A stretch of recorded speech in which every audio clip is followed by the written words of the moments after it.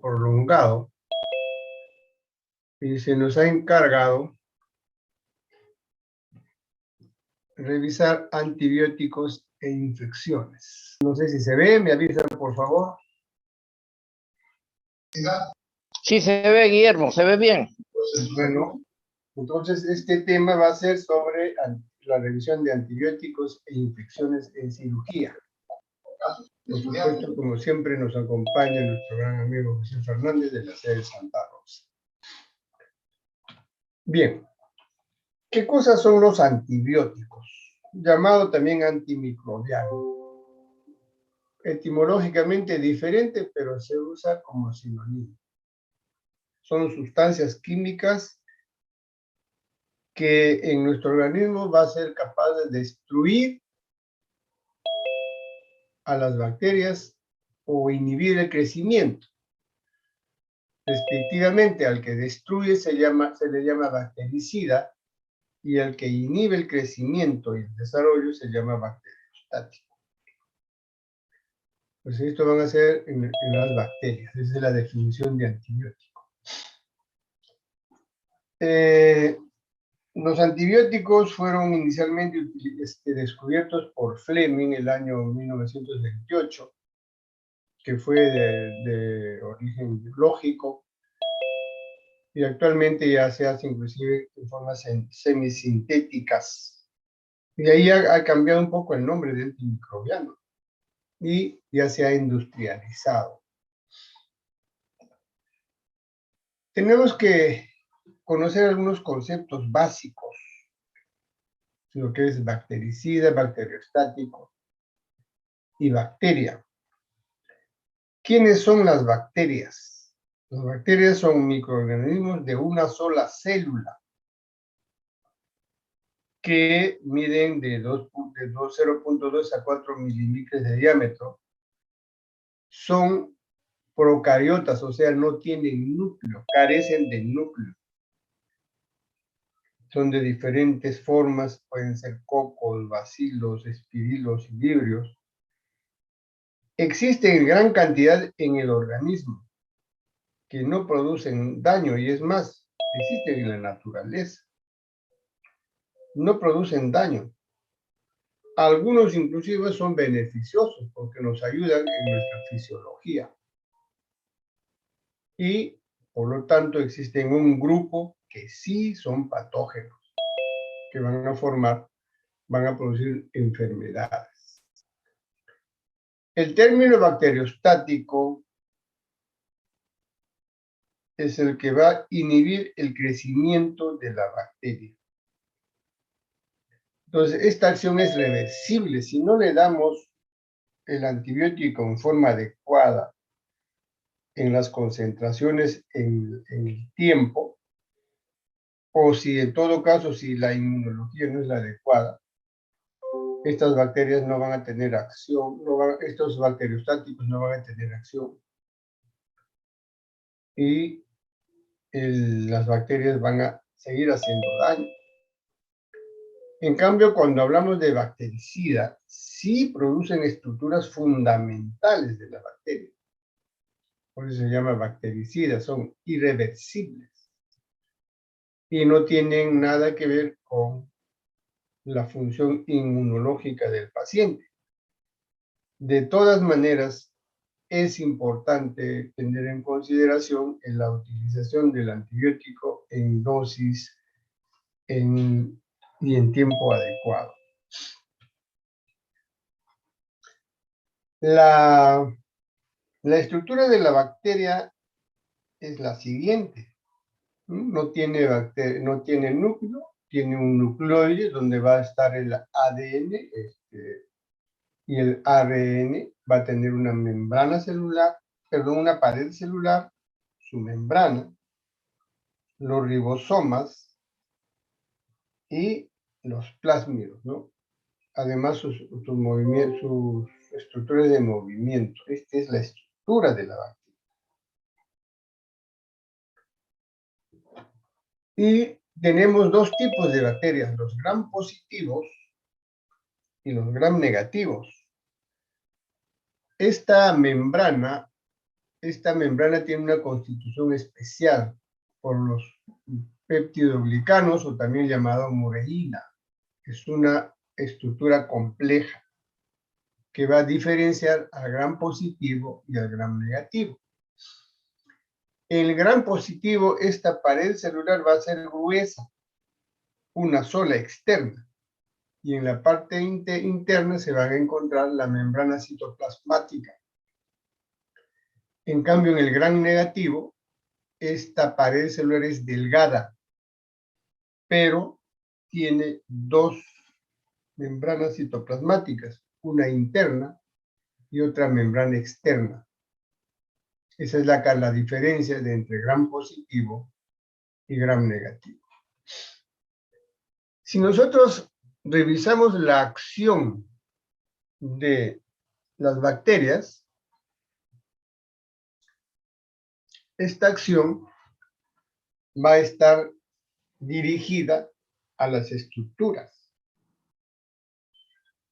Cuando la bacteria es el antibiótico, este grupo de beta-lactámicos y otros, es dirigido a la destrucción de la pared, se llama bactericida.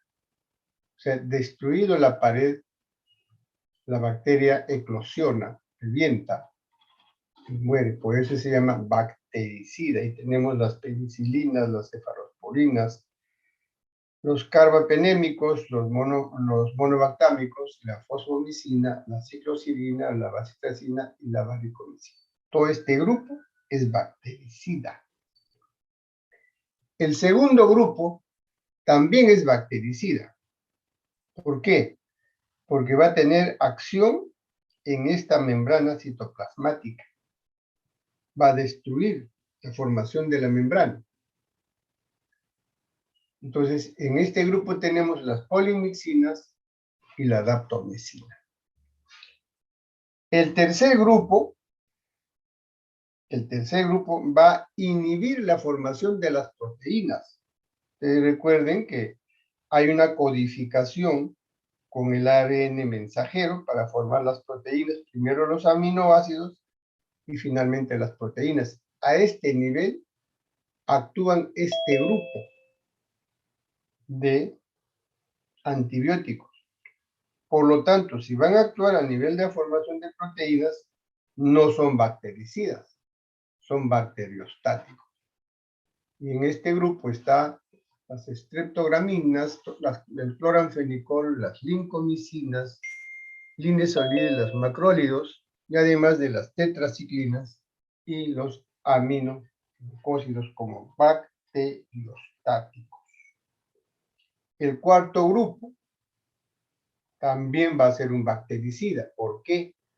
Porque va a tener acción en la codificación, en la formación del ADN. Entonces, por lo tanto, también es un bactericida. Y acá tenemos las famosas quinolonas muy usadas actualmente, el metronidazol y la rifampicina.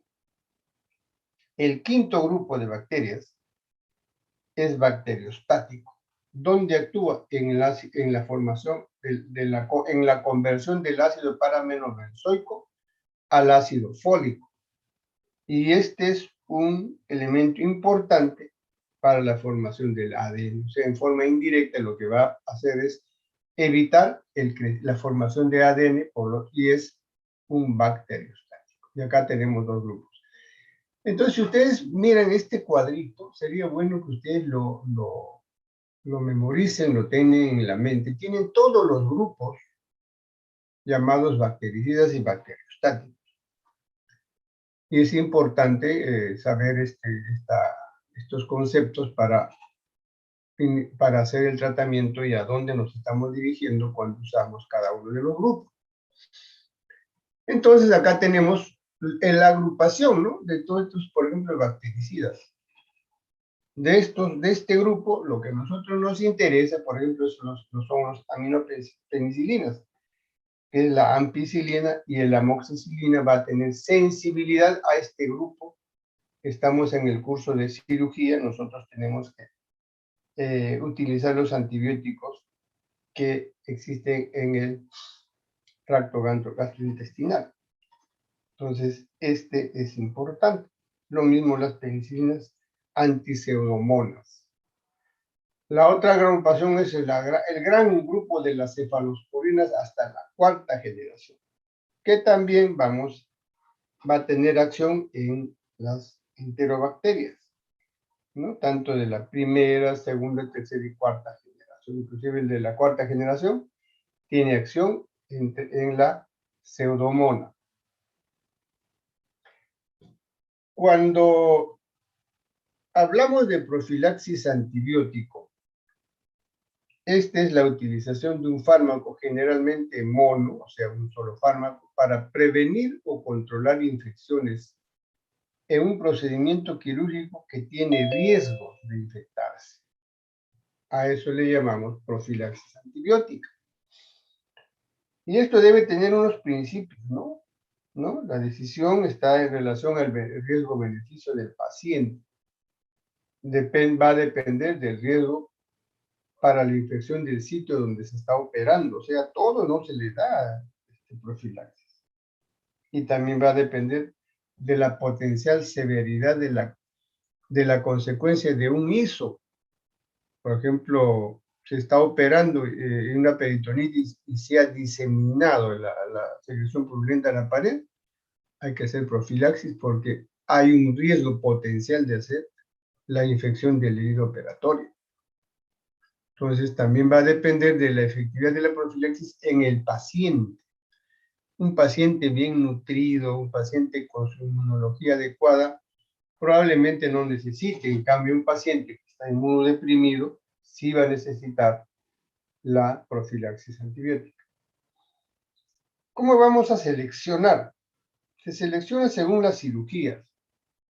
Sobre todo si hay una cirugía prolongada o si es una cirugía con una pérdida de sangre importante, o sea, abundante sangrado.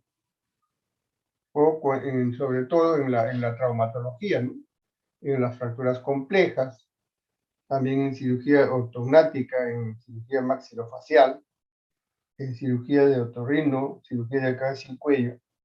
Todos ellos van a hacer profilaxis antibiótico. Y la profilaxis, repito, debe ser dosis única, generalmente, no siempre, ¿no? Es suficiente en la mayoría. Profilaxis, o sea, evitar el riesgo, no es tratamiento.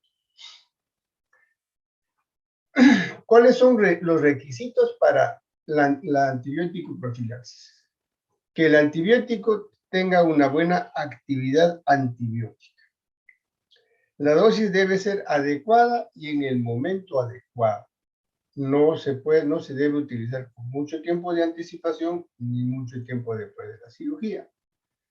El antibiótico debe ser de baja toxicidad, debe tener buena efectividad y generalmente de costo bajo. No hay que utilizar como profilaxis antibióticos caros, sobre todo antibióticos que recién están apareciendo en la industria. Y tener en cuenta este concepto de patrón de sensibilidad del hospital. Cada hospital debe tener su patrón de sensibilidad, o sea, su flora existente. No es lo mismo, no debe ser lo mismo la flora del hospital Cayetano que, por ejemplo, del Santa Rosa. Cada uno tiene su flora especial. Y dentro del mismo hospital aún debemos hacer el estudio de la flora de cada servicio departamento. No es lo mismo la flora que existe en medicina, en cirugía y en UCI.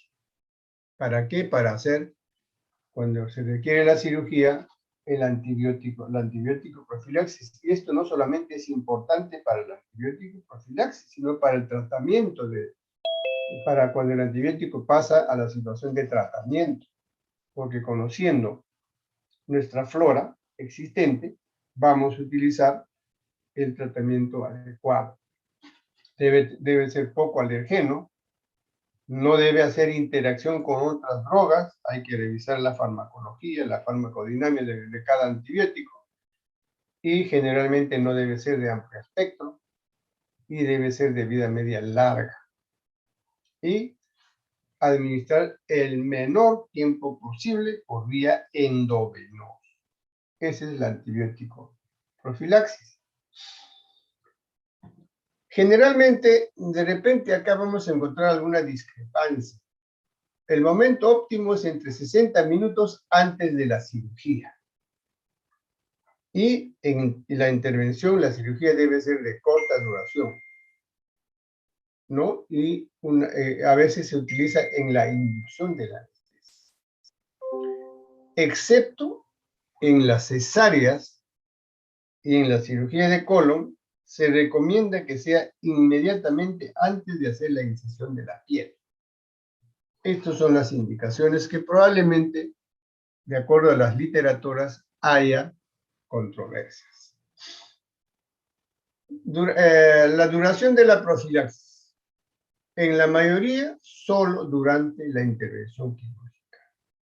No más de 24 horas. Excepto cuando hay operación en corazón abierto de 48 a 72 horas, y en la artroplastía más de 40. Cuando la profilaxis se usa por más tiempo, ya no es profilaxis, pasa a la situación de terapéutica, que debe ser de 7 a 14 días o a veces hasta 21 días. Y acordémonos, siempre el inicio de nuestro tratamiento va a ser en forma empírica, antes de hacer el cultivo. Por eso es que debemos conocer la flora de cada uno de los servicios y del hospital en general.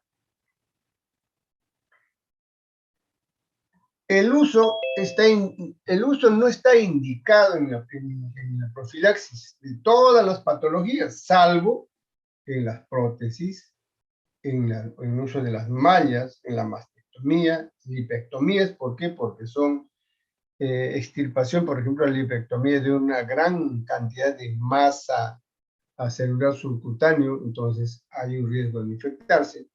En las plastías de las válvulas y en los inmunocomprometidos, por supuesto, hay que protegerlo. Idealmente debe ser para gram positivos. ¿Por qué? Porque el antibiótico profilaxis está dirigido a los gérmenes de la piel al momento de la incisión.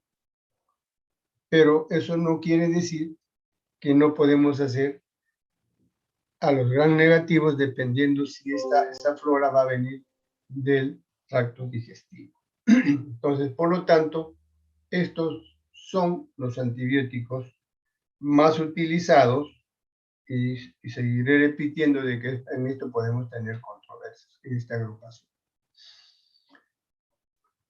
Entonces, acá tenemos la naturaleza de la operación y la profilaxis que se debe hacer, ¿no? Estos son los bacilos que van a colonizar, por lo tanto, debemos usar antibiótico profilaxis cuando hay alto riesgo.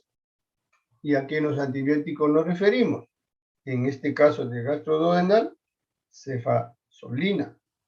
En vías biliares, cefazolina. Preparación mecánica en colon, metronidazol, etcétera, son más antibióticos. Y así sucesivamente se va priorizando, se va estudiando en quién se va a usar, dirigido a qué gérmenes.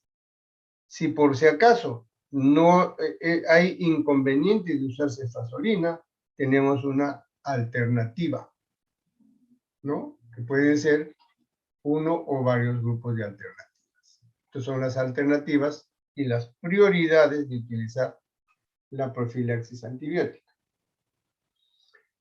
Entonces, en vías biliares, en vías biliares vamos a tener cuando se hace una colecistectomía crónica.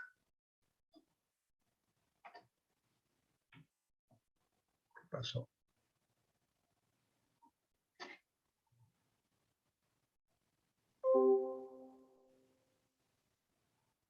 Colecistectomía crónica, ¿no es cierto? Entonces, se usa generalmente para la exploración de vías biliares, la ampicilina, la cefalosporina. En divertículos, igual, ¿no? Casi los mismos gérmenes. En conclusión, cuando se usa antibióticos, debe realizarse en un espectro reducido, debe orientarse de acuerdo a la flora del órgano de la cual va a provenir el germen, y conocer la flora hospitalaria, como ya se ha dicho, y conocer siempre la farmacocinética, la farmacodinamia. Es importantísimo conocer. No podemos utilizar el antibiótico porque me dijo o porque le leí. Tenemos que ver su vía de administración, tenemos que ver su acción, tenemos que tener el intervalo de administración, el tiempo de duración del tratamiento. Tenemos que ver las vías de eliminación de los antibióticos. Todo eso tenemos que estudiar y es importante. Principios que se debe tener en cuenta. Identificar el microorganismo. O sea, este es repetitivo, estamos repitiendo para que puedan entenderse mejor. Identificar el microorganismo de manera parcial o definitiva. Conocer la sensibilidad. Conocer la eficacia. Escoger la droga más efectiva y segura.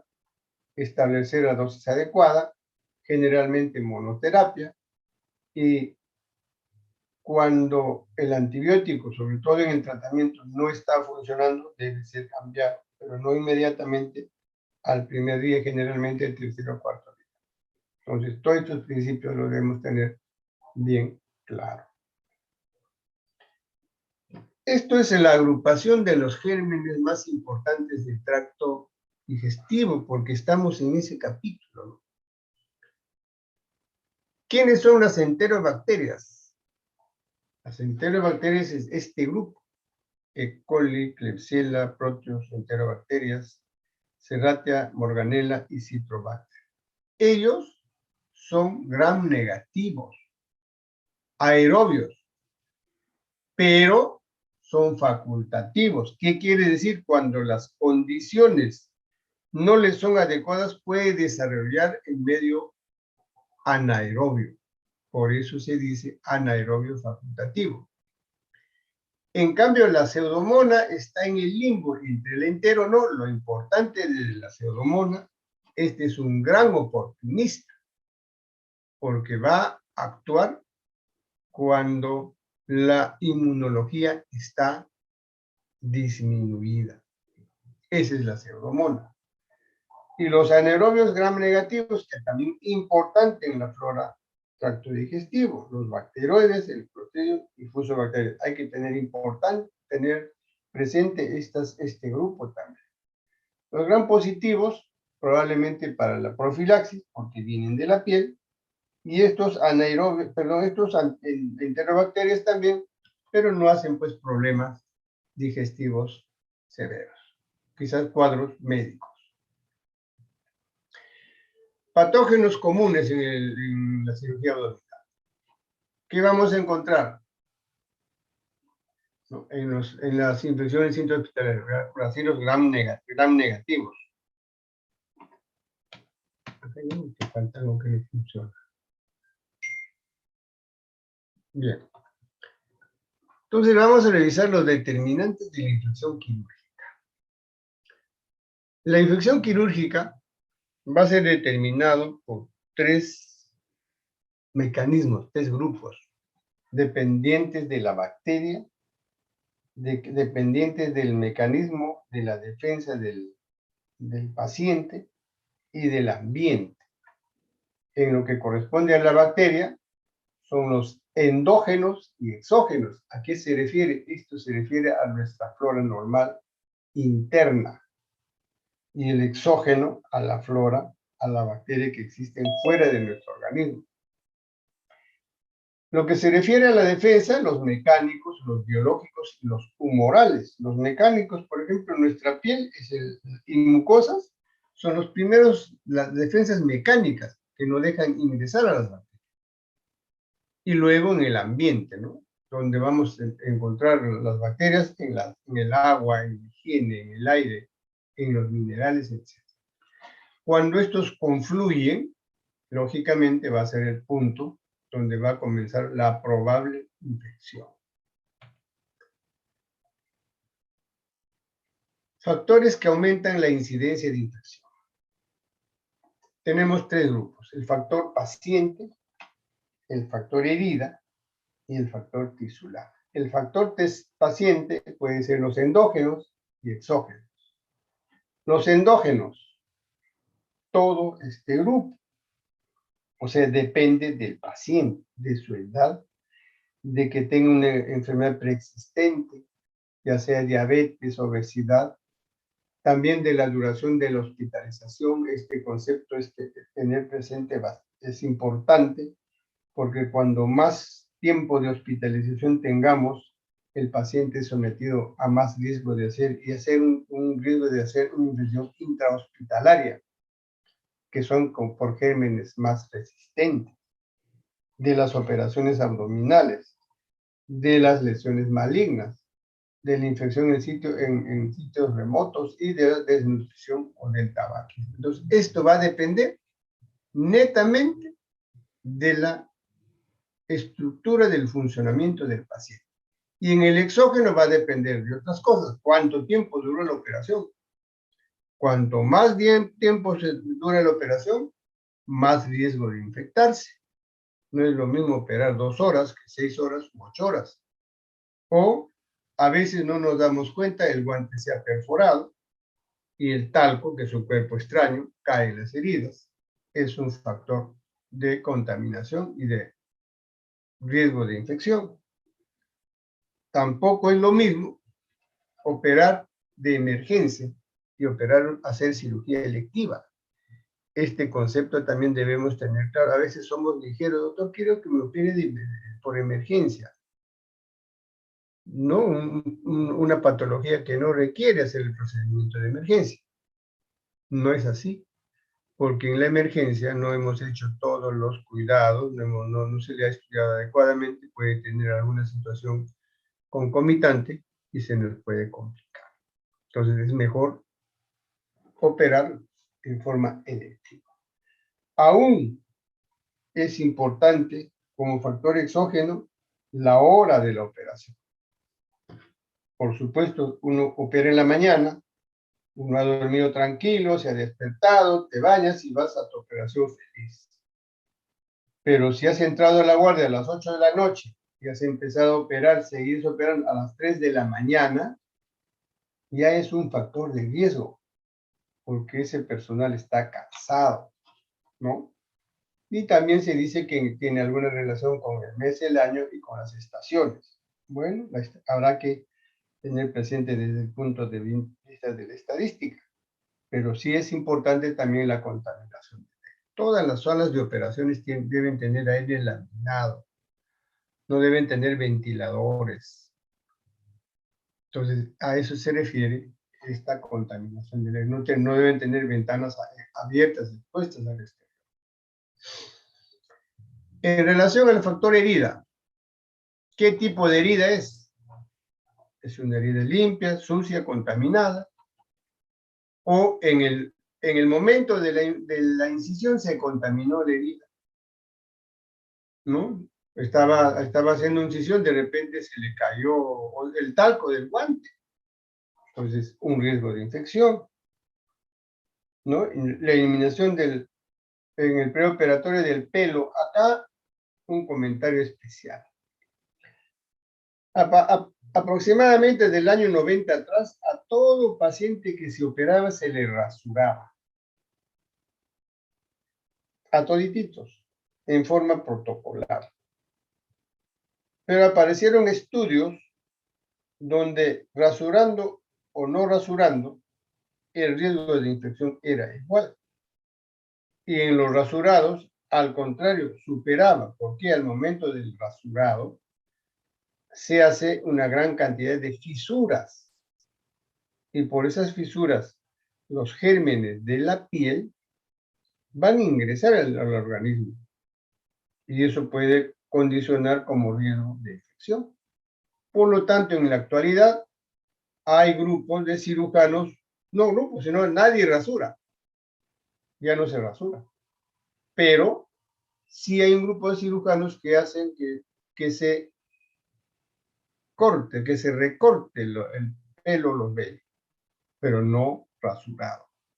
Y hay otro grupo que dice, no, no lo recorten, no lo toquen, así como está.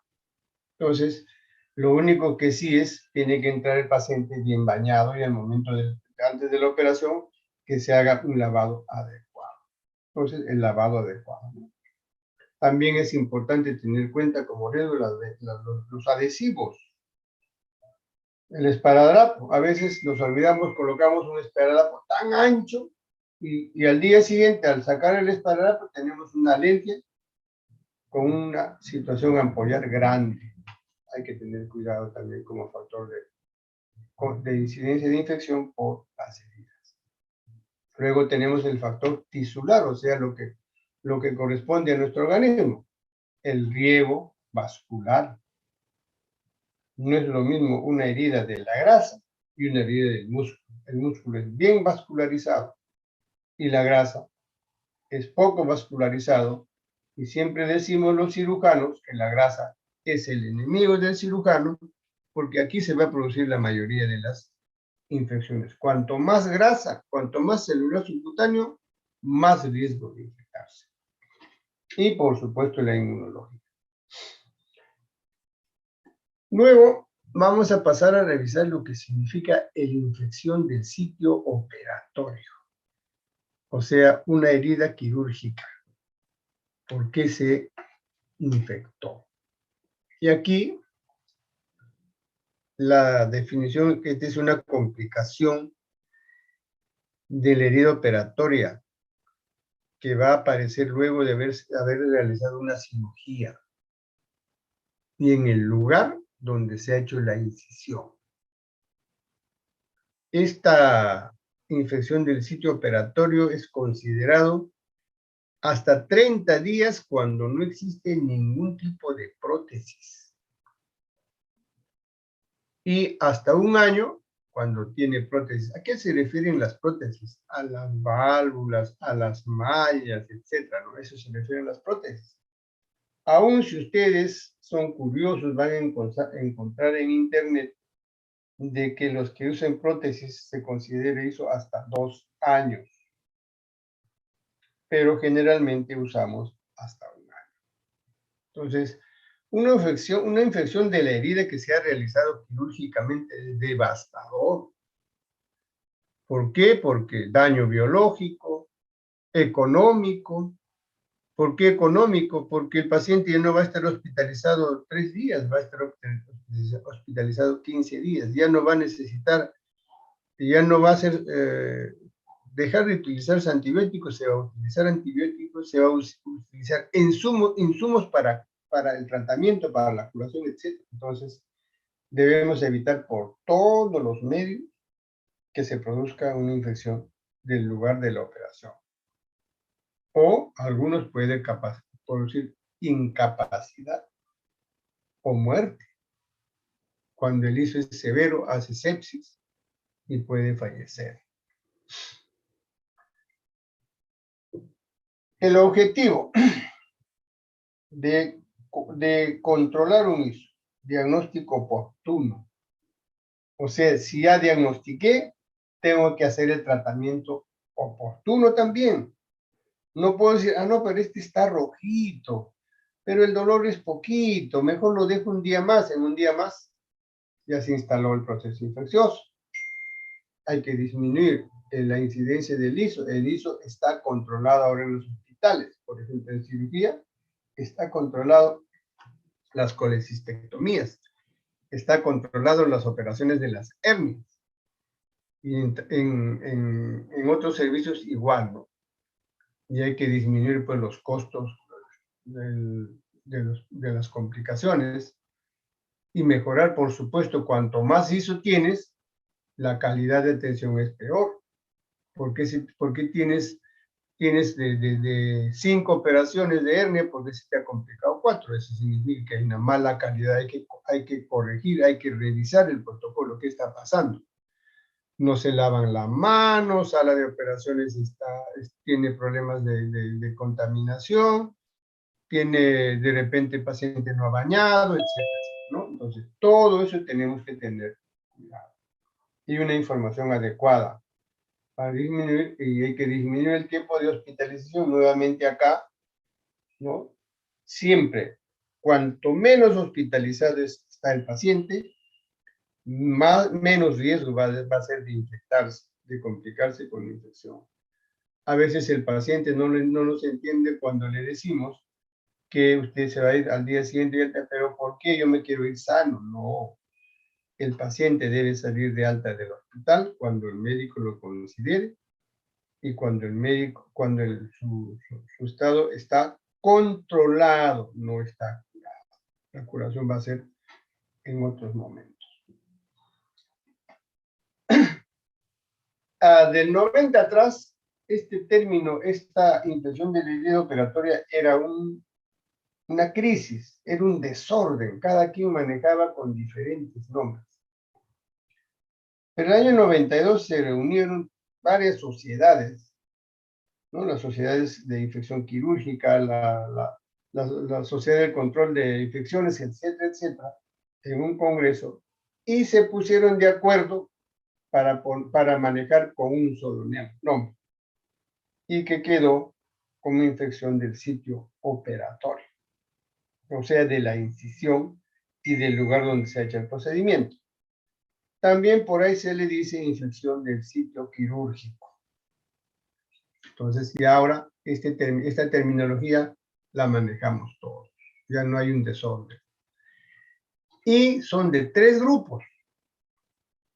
3 infecciones del sitio operatorio, también conocido como ISO.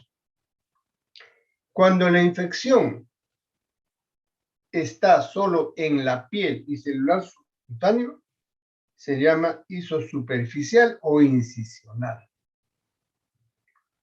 Cuando la infección ya no solamente es celular subcutáneo, sino está en la fascia y músculo, se llama ISO profunda.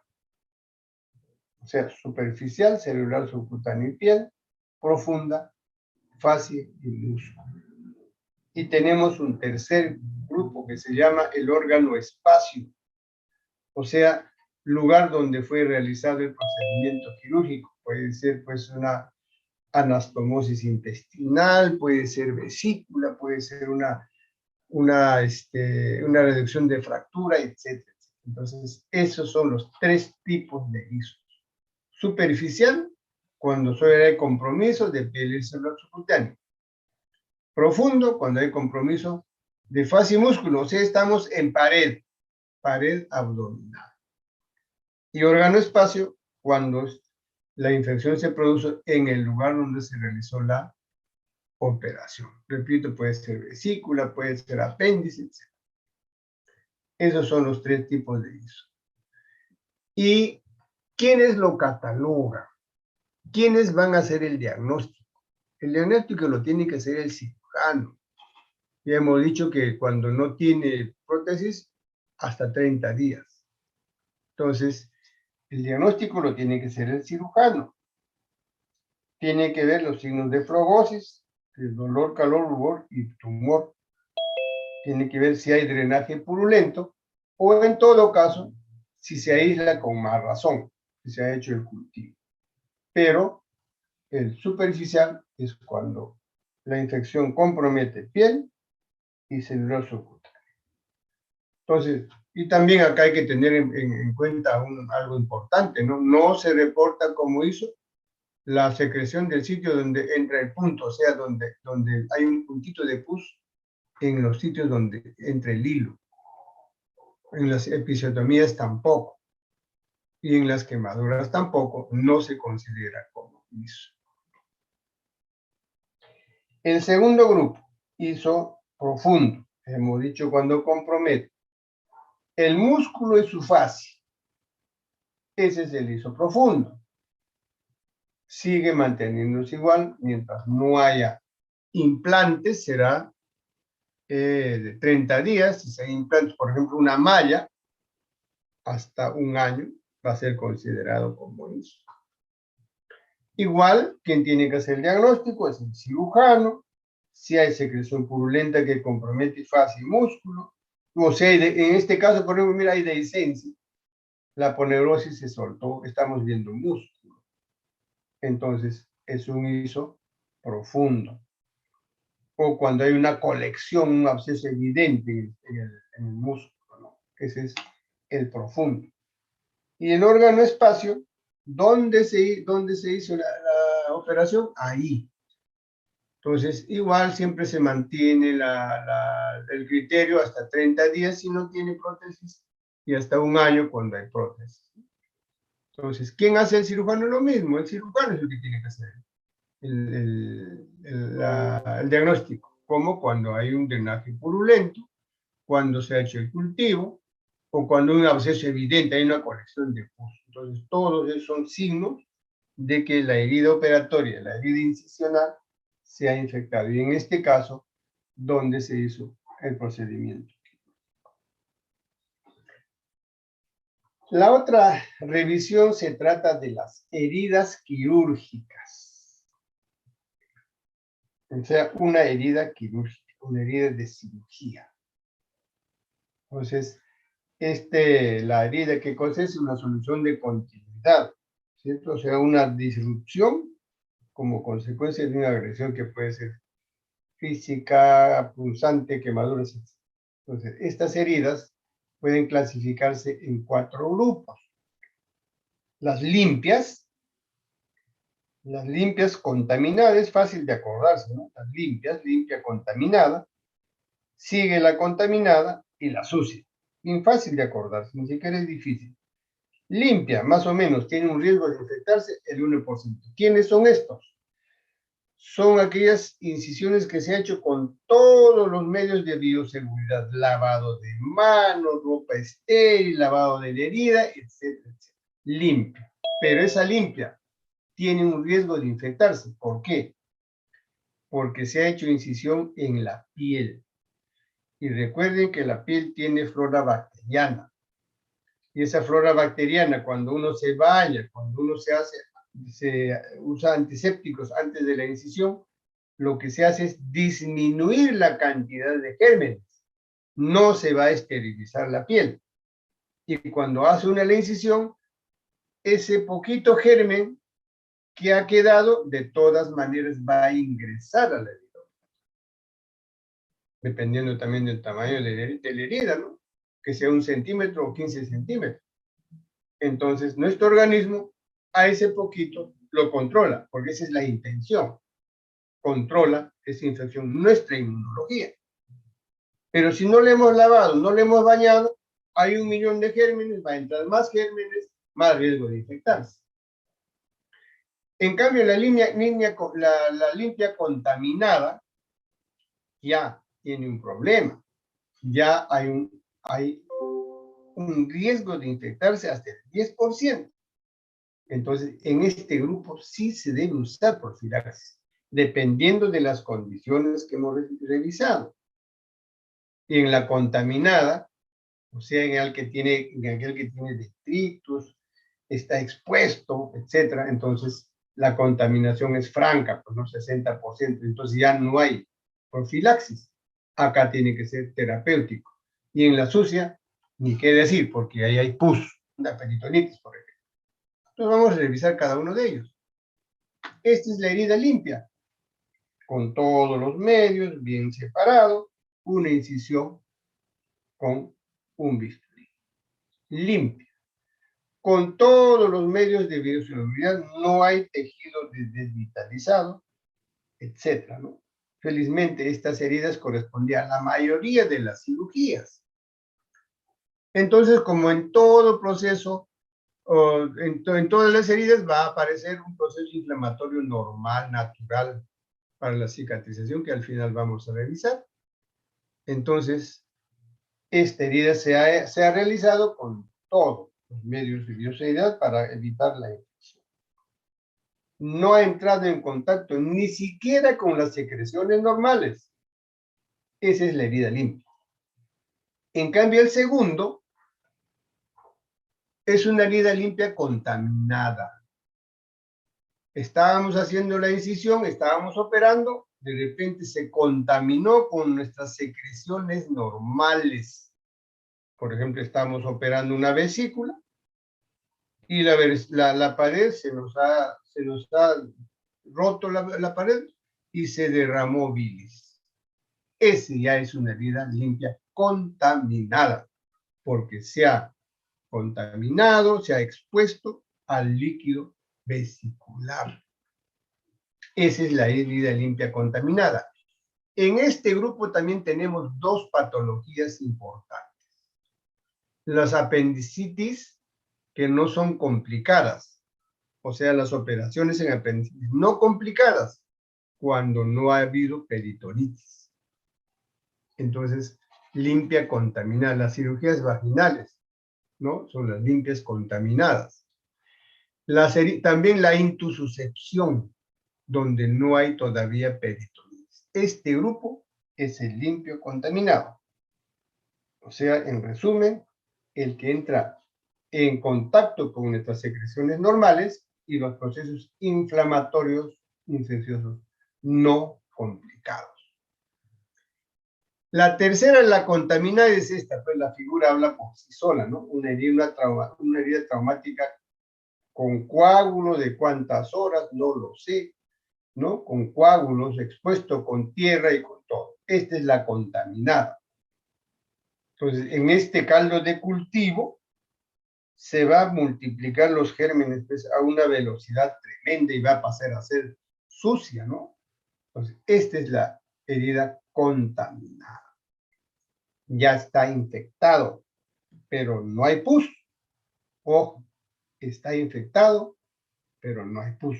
¿Se puede controlar? Claro, con un buen procedimiento quirúrgico, con un buen lavado quirúrgico, se puede controlar para no pasar al sucio, o sea, a la pus franca, a la peritonitis, donde hay abscesos, donde hay tejido desvitalizado, que sería el cuarto grupo de heridas.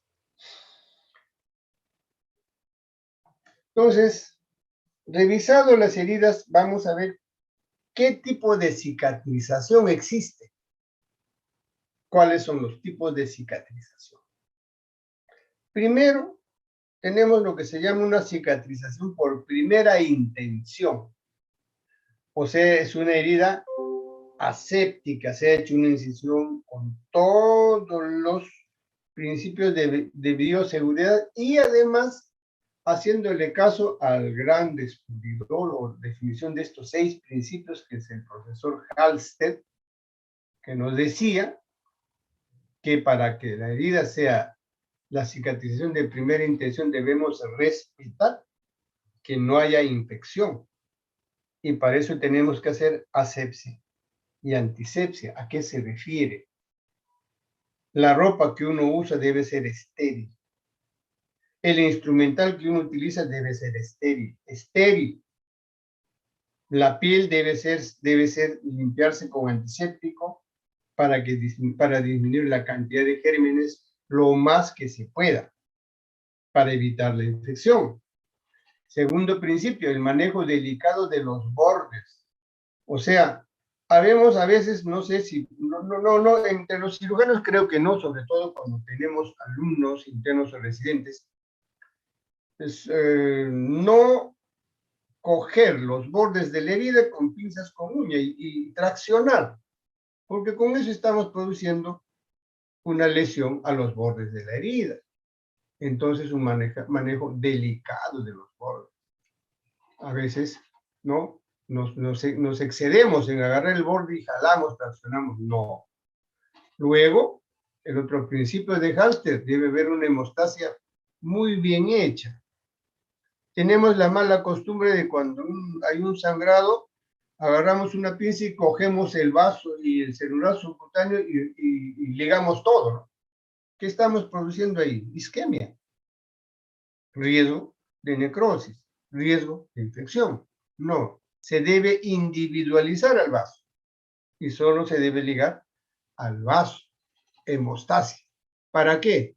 Para permitir a su hermanito, ¿no? A su hermanito que debe ver una buena vascularización.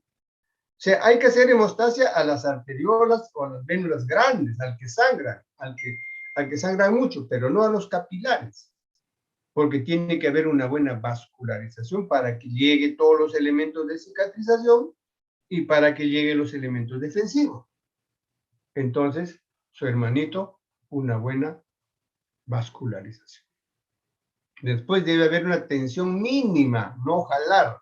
No debemos suturar cuando está jalado, cuando está traccionado. Entonces, eso el punto se va a romper, se llama dehiscencia, ¿no? O sea, el ajuntamiento que se llama la posición de los bordes deben ser con cariño, como el beso de la primera vez, el beso en mi generación, ¿eh? Pero en la generación de ustedes ya no es pues en la posición así, besito por besito, ¿no? Pero en la generación nuestra el besito era pues con la justa, ¿no? Entonces, hay que hacer esa atención, la posición. Entonces, estos son los principios de Hassett que debemos respetar para que nuestra cicatrización de la primera intención sea correcta. Suturar todos los planos, ¿no? Y nuestra cicatriz va a ser esta. Y le vamos a dar de alta, le vamos a sacar los puntos a los 10 días. Esa es la primera intención. La segunda intención es esta. Cuando hay mucho tejido perdido, hay mucha distancia entre un borde y otro, no podemos suturar, se ha perdido, ¿no? Entonces hay mucha tracción. Entonces, ¿qué se hace? Se deja que solito llene el tejido. ¿Cuánto tiempo va a durar? 30 días, 45 días durará. Y al final, ¿qué vamos a tener? Vamos a tener una cicatriz ancha, fea, horrible. No vamos a tener esta, ¿no? Lineal, vamos a tener. Esa es la segunda intención. Por ejemplo, un ejemplo claro, creo que es una mordedura canina donde se ha perdido tejido, no se sutura. Se deja que cicatrice por segunda intención. Después se corregirá la cicatriz. En este grupo en esta parte hay un segundo grupo que es esta. Una herida que hemos hecho de primera intención. Esta. No hemos suturado celular, lo hemos dejado. Pero aquí se ha coleccionado suero sangre. Y a los 3 días, o 4 días, o 5 días, tienes un absceso. Entonces hay que abrirlo todo. Y hay que dejar que esta herida cierre sola. No es justo, ¿verdad? Ha sido porque de repente nuestro técnico operatorio no fue bueno. Este es el otro grupo, la otra parte de la cicatrización por segunda intención. Dejar que cicatrice solo. No se afronta los bordes.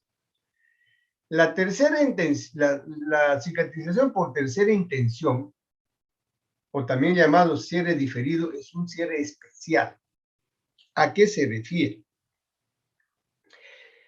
Hemos operado una peritonitis, hemos hecho una incisión, pero como había 2 litros de pus, se nos vino todo, entre comillas, el huaico que le decimos a veces, y se contaminó toda la pared. El riesgo es grande de infectarse, ¿no sé? Entonces, ¿qué vamos a hacer? Tendríamos que dejarle hacer una cicatrización por segunda intención, o sea, que cicatrice solo. No, en este caso, lo que se hace es la prevención de hacer una cicatrización por segunda intención. ¿Y cómo se hace? Solo suturamos peritoneo y aponeurosis. Dejamos abierto músculo y piel, que son el músculo, el celular subcutáneo es el que más se va a infectar, no el músculo, porque el músculo tiene gran irrigación. Entonces, dejamos abierto y vamos a lavar, limpiar la herida, curar la herida, mañana y tarde, unos 4, 5, 6 días. Y una vez que hemos visto que está limpio, que ya no hay pus, le vamos a poner sus puntitos. Reavivamos los bordes, los lavamos bien, raspamos bien la herida y lo afrontamos. Esa es la cicatrización por tercera intención. O sea, corregí lo que podría terminar en segunda intención. Y la cuarta, que a veces no la vemos, esta es la tercera intención. La ve, permití que granule bien, que esté rojito, que esté sangrante, y le pongo los frutos. Tercera. Y la cuarta, a veces no está en los libros, no sé por qué, es cuando se pierde un tejido. Entonces es una herida, pues, se pierde un tejido. Dos casos puntuales que se pueden llamar, que se llaman injertos o colgajos, cuando se pierde tejido. Por ejemplo, una quemadura, se pierde una gran cantidad. Ahí no podemos esperar pues, que se cierre por segunda intención porque no hay piel. Entonces, ¿qué se hace? Se hace esto, el famoso injerto.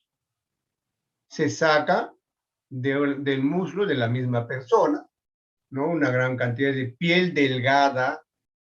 Cuidado con esto, aquí hay que sacar piel delgadita y que se queden los folículos pilosos, porque de ahí se va a regenerar la piel. Y esa piel delgada a veces queda muy pequeño para este tamaño, se hace este famoso mallado y se coloca sobre el defecto. Entonces ya corregí porque aquí va a tener piel. No va a ser cicatriz a base de tejido colágeno o conjuntivo. Y el segundo grupo es este de acá, que es llamado el colgajo. Este señor perdió todo el tejido de la nariz. Está expuesto hueso. En este caso, como es una herida amplia, pero está el celular subcutáneo o el músculo, va a formar tejido de granulación, rojito, sangrante. Entonces se puede colocar piel.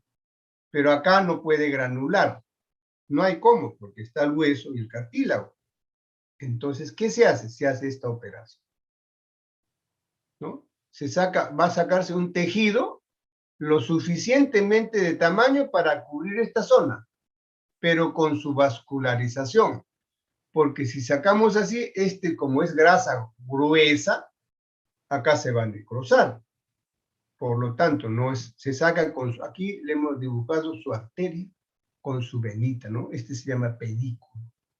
Se saca así, se trae abajo, se rota, por eso se llama rotación de colgajo. Se sutura en los bordes y se espera que tenga su circulación independiente. Y una vez que se comprueba que tiene la circulación independiente, se secciona donde debe seccionarse y se coloca el pequeño defecto.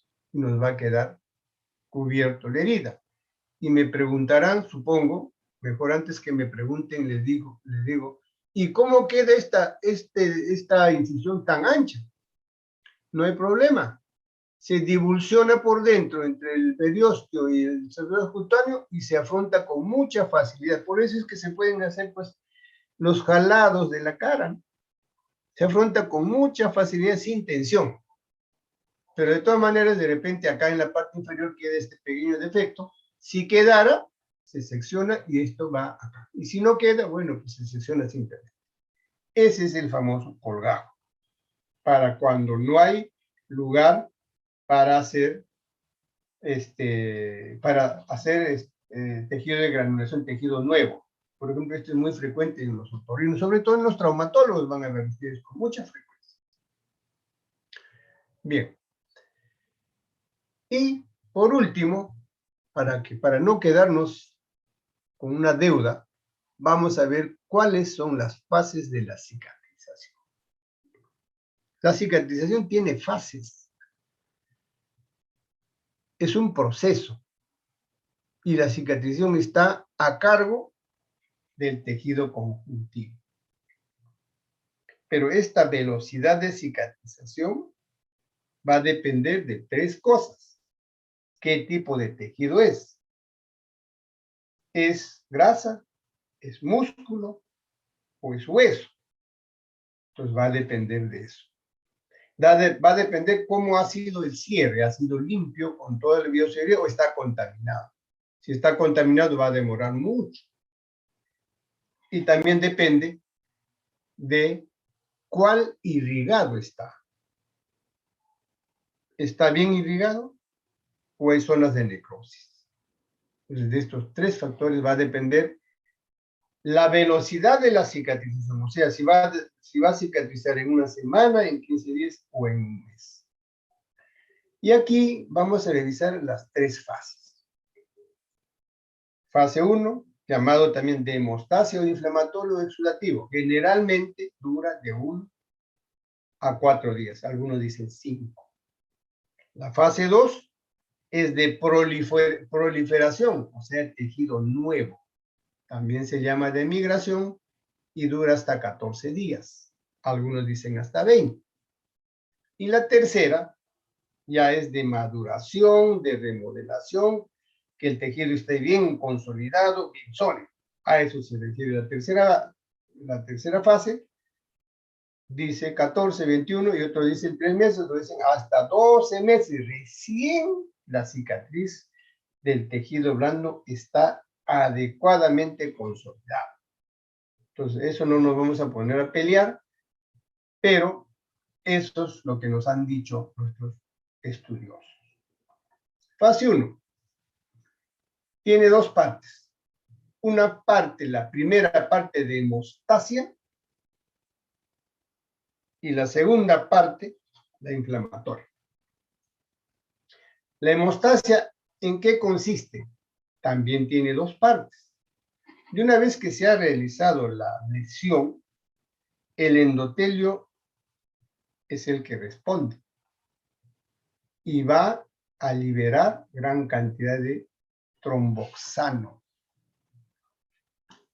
Después de una vasoconstricción inmediata, libera gran cantidad de tromboxano, que es el responsable de la hemostasia primaria en sus dos partes. Una vasoconstricción transitoria que dura de 5 a 10 minutos, ¿no? Y en este proceso, también el tromboxano lo que hace es un excelente agregante plaquetario, o sea, que las plaquetas se junten y se peguen, y va a iniciarse la cascada de la coagulación para que al final termine en un trombo, para que evite el sangrado. En esta parte, de una vez que termina este periodo, hay una vasodilatación activa. O sea, se sueltan el endotelio. ¿Para qué? Para que ingresen los procoagulantes.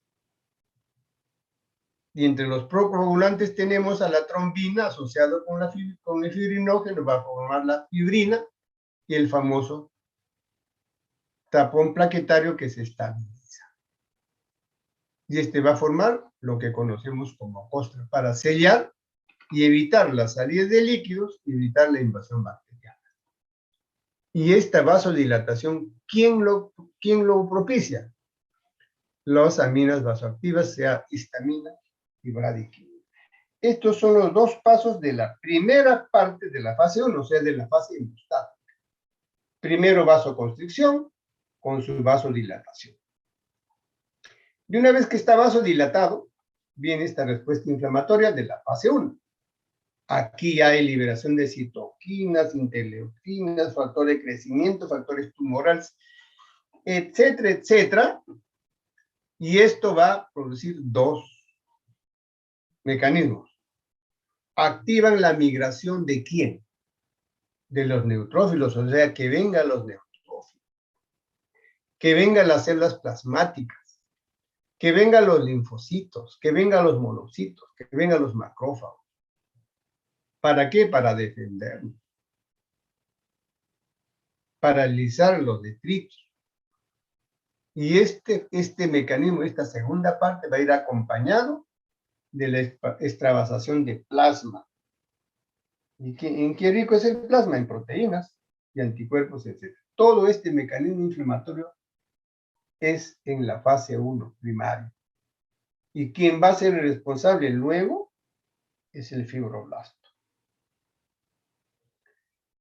La segunda fase Este es un esquemita, ¿no? Acá todo está viniendo acá, las plaquetas, los neutrófilos, los macrófagos, todo viene, todo va a asociarse para poder hacerle frente a esta herida.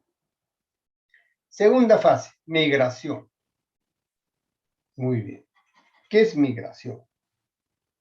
La migración va a traer a los fibroblastos, que son los que van a hacer la recomposición, no solamente del tejido conjuntivo, sino va a propiciar la neovascularización. Por lo tanto, va a empezar a formarse el famoso tejido de granulación. Esa es la fase 2, de neovascularización, de neoformación de linfáticos. Y hay gran cantidad de tejido colágeno. Empieza la reparación de los tejidos.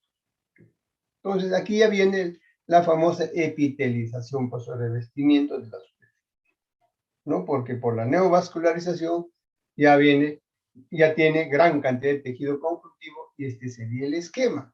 Miren cómo fue al principio, acá está, y ahora ¿dónde está? Avanzó. Y acá tenemos vasos nuevos, neovascularización con abundante fibroblasto, que es el reparador del daño. Esa es la segunda fase. Y la tercera fase ya pues es de consolidarse. Ya acá ya lo que van, esta fase es larga, pero ya va a ocurrir que la fuerza de tensión sea adecuada, un tejido conjuntivo maduro, ¿no?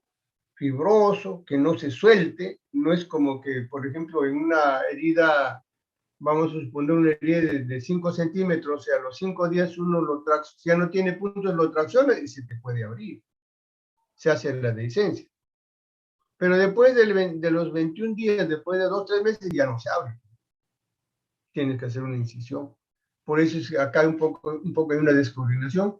Y esa sería nuestra explicación también por qué generalmente la sutura, los puntos se debe retirar a los 10 días, 12 días, excepto cara.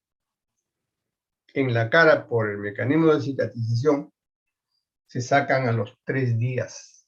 Pero, no solamente le sacas en los puntos y le dices ya chao, le ponemos unos esparadrapos especiales de afrontamiento de la herida para que no se suelte. Lo que buscamos en cara es que la cicatriz quede lo menos posible. Muy bien. Esas son las revisiones que hoy día queríamos hacer. Y yo terminaría diciéndoles: el conocimiento por sí mismo no tiene valor. Hay gente que lee, pero no sabe discriminar. No sabe aplicar, no sabe sacar sus propias conclusiones. Entonces, solo adquiere valor cuando hay cambio de actitud. Con eso termino. Estimados alumnos, estimados profesores, preguntas, algo que aclarar o aportes si es posible.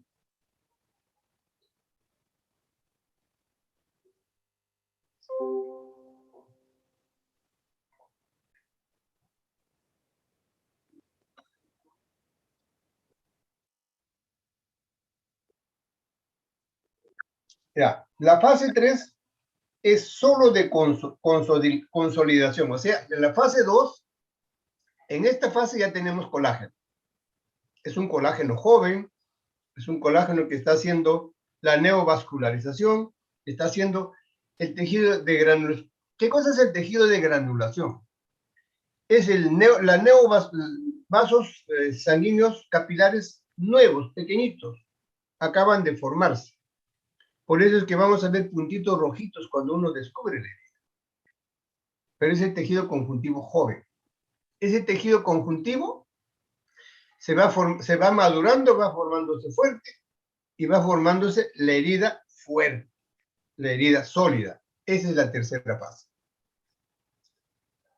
Solo es de maduración, solo es de... Lo más importante es la primera y la segunda, ¿no? La primera en cohibir el sangrado y la segunda en neovascularizar, en empezar la reparación de la herida. Y esta tercera es pues que se ponga la herida fuerte, que no se suelte, que esté dura. ¿Alguna otra pregunta? Doctor, disculpe, buenas tardes. Cuando se hablaba de cicatrización por segunda intención, ¿esto está relacionado a un tiempo? Porque se hablaba de que una vez que a la primera intención no se ejecutaba bien la parte del tejido celular subcutáneo, ahí se presentaba el absceso. Y también se dice que no se debe cerrar. ¿Cómo me doy cuenta de eso? Porque el absceso va a salir hasta la epidermis. A ver, la primera intención creo que está clara. Una herida que se hace y se sutura y queda una cicatriz lineal. Puede ser por factores técnicos que no se suturó de repente el celular o simplemente que hay un vaso muy grueso que no se hizo hemostasia adecuada, porque tenemos que entender cuando uno hace una incisión, los vasos se contraen inmediatamente, deja de sangrar. Entonces pueden quedar vasos gruesos que ha hecho su contracción, su hemostasia natural, contraerse. Y cuando uno ha suturado, ese vaso se suelta y se va a formar un hematoma. O sea, va a coleccionar sangre. O puede ocurrir que se coleccione suero. Entonces ya hay una colección, por decir 5 o 10 centímetros de suero. Entonces, todo el líquido que está en nuestro organismo fuera de los vasos, a las 6 horas ya está contaminado y se va a formar absceso. ¿Y cómo me voy a dar cuenta? No me voy a dar cuenta en el segundo día, ni en el primer día, ni de repente ni en el tercero. A partir del cuarto día el paciente se va a empezar a quejar: doctor, me duele. Entonces, no le damos importancia. No, así es. Cuarto día, doctor, me duele. No, así es. Sexto día, séptimo día, doctor, estoy con fiebre. Y la zona de la colección ya ha expuso. Y así nos damos cuenta. Los cirujanos acuciosos, cuando el primer día me dice: doctor, me duele, ¿qué hacemos? Soltamos un puntito y divulsionamos con una pinza para ver si hay alguna colección. Si no hay, gracias, se resolvió su problema. El otro es el que les he comentado. No le dio importancia, pero a los 7, 8 días comienza la fiebre y recién se dan cuenta que hay una colección. Cuando drenan, es pus. Entonces, eso lo tenemos que dejar abierto. No lo podemos suturar. Tenemos que abrir la herida. Y tenemos que hacer, como hay colección de pus, tenemos que hacer que esa herida cierre sola.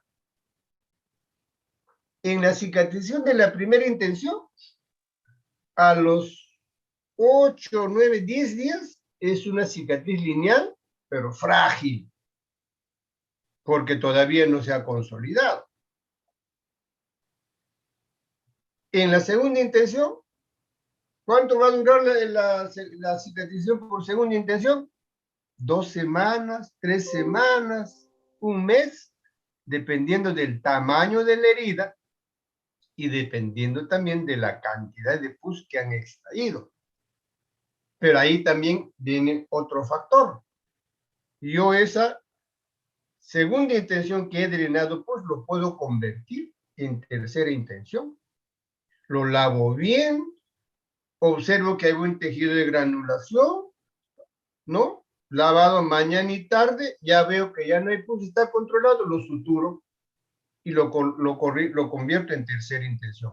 Lo que debería, la segunda intención, cicatrizar en 45 días, lo haré en 20, 25 días. La primera intención en 10 días. Esa es la explicación, esa es la diferencia.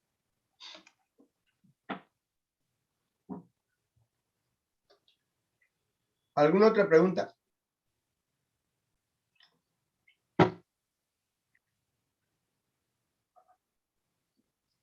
Todo claro, doctor. Muy bueno, muy buena Muy bien. información. Muchas gracias. Conmigo será hasta otra oportunidad. Buenas tardes.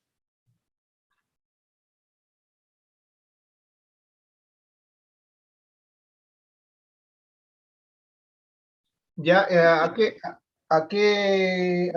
correo le envío? ¿Correo?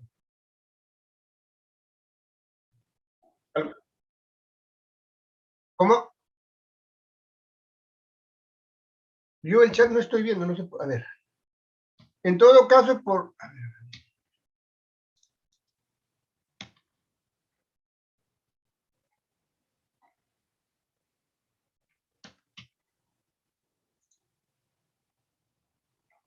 No estoy viendo el chat, no sé por qué. Ay, Dios.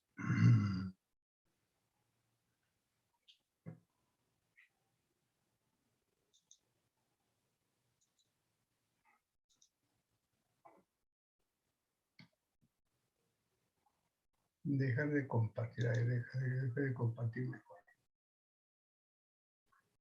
A ver, el chat. Usted es el doctor Hurtado, ¿verdad? Está usted en el correo institucional, ¿verdad?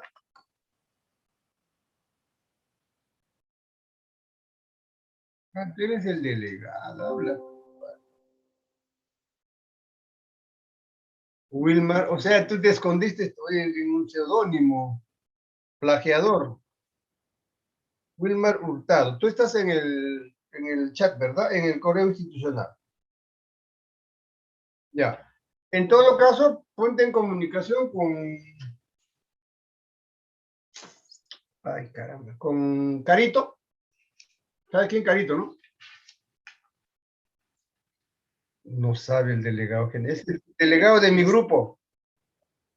Ya, que te pase mi correo y escríbeme a mi correo y te envío la ponencia. Listo. Chao. Hasta luego, chicos. Hasta otra Gracias, oportunidad. doctor. Buen día.